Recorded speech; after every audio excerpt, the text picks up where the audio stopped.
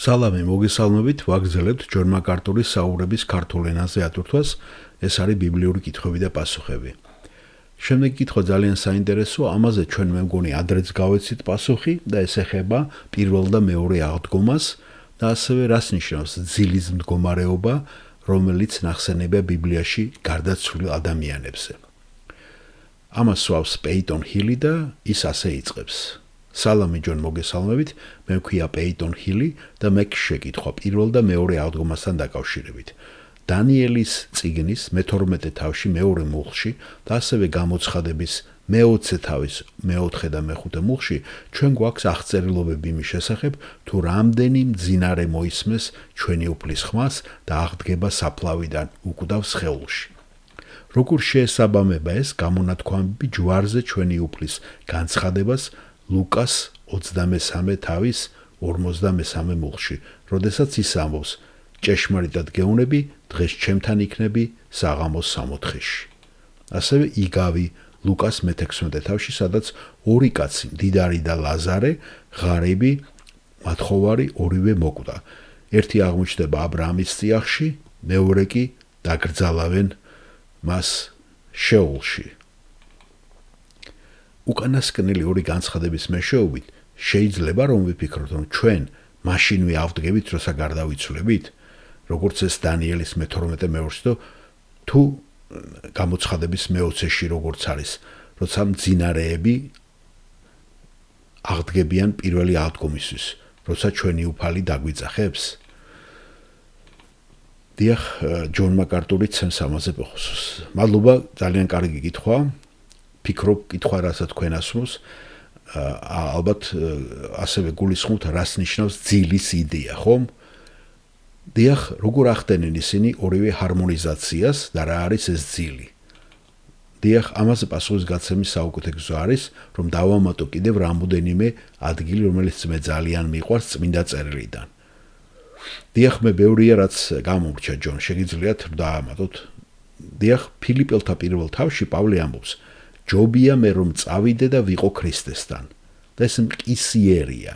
წავიდე და ვიყო ქრისტესთან.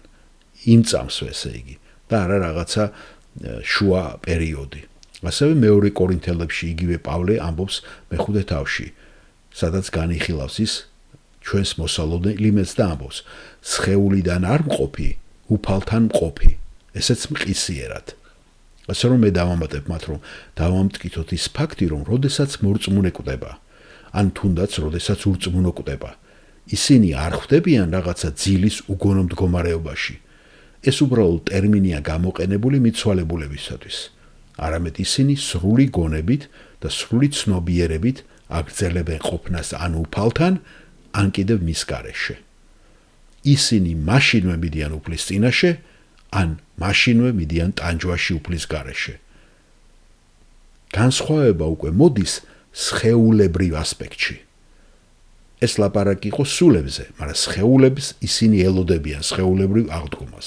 სხვა სიტყვებით რომ ვთქვათ, ძველი აღთქმის წმინდანთა სულები, მე ძალიან მჯერა რომ უკვე წმინდანთა სულები კურთხევის ადგილზე შევიდნენ, როცა იესო აღდგა, ჩავიდა იქ და ისინი წაიყვანა თან. მათი სულები, რომლებიც ღმერთთან არ იყვნენ, რომლებიც არ ენდობოდნენ ღმერთს, წავიდნენ მითი თანსდაცრებიდან დასაჯელ ადგილას. გასაგებია ხომ? მაგრამ სხეული ჩვენ ვიცით ხომ? საფლავში რჩება საბოლოო აღდგომამდე. ასე რომ მარადიული მდგომარეობა მართალთა, ბოროტთა საბოლოო მდგომარეობა იქნება მათი სულები შეერთებული მკვდრეთით აღდგომილ სხეულთან, რომელიც ჯერ კიდევ არ მომხდარა და უნდა მოხდეს. გასაგებია, სხეულებრივი აღდგომა უნდა იყოს. ესე იგი, რას ამბობთ ჯონ? ჩემი გაგებით, როგორც მე მესმის ახლა თქვენ რასაც ლაპარაკობთ. მკვდრებისთვის მეორე აღდგომა, მეორე სიკვდილისათვის იქნება და ურწმუნოების დაუყოვნელი განაჩენი, როდესაც ის იკვდება? და იოანე ჯონი ლაპარაკობს. საქმე იმაშია, როდესაც ურწმუნო კვდება, მე მჯერა რომ ის გადის ღვთის კურთხეული თანდასწრებიდან. როცა ლაპარაკია ის მისი სული. გასაგებია, ის მიდის სატანჯველ ადგილას, როგორც ეს ხდება იესოს იგავში, ლუკას სახარების მე-16 თავში, რომელიც თქვენ ახსენეთ.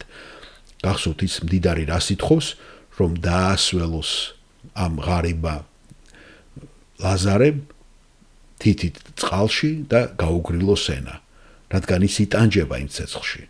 ასე რომ მე მჯერა, რომ როდესაც ურწმუნო ყდება, ის მაშინვე მიდის ტანჯვაში. მაგრამ ეს ტანჯვა, როგორც გითხარით, არის სულიერი. ეს არის ტანჯვის განზომილება, რომელიც არ არის იგივე, რაც ტანჯვის საბოლოო განზომილება, როდესაც მას ექნება აღმდგარი სხეული და საბოლოო ადგილი იქნება ცეცხლის ტბაში. ამას გვეუბნება გამოცხადების წიგნი, რომ სხეულები აღდგებიან. იონეს მე-5 თავში იესომ თქვა იონეს სახარების, რომ არის აღდგომა სიცოცხლისათვის სამოთხეში და არის ასევე აღდგომა წყევლისათვის ჯოჯოხეთში. ასე რომ რისი განცალკევებაც თქვენ უნდა მოახდინოთ, არის ის, რომ არ არსებობს სულიერი აღდგომა, რადგან სული არასოდეს გადის არსებობიდან, ის არ ქრება. გესმით? როდესაც ურწმუნო ყდება, მისი სული ღვთის თანდასწრებიდან მიდის დასასჯელად. როდესაც მორწმუნე ყდება, მისი სული ღვთის წინაშე მიდის პირდაპირ.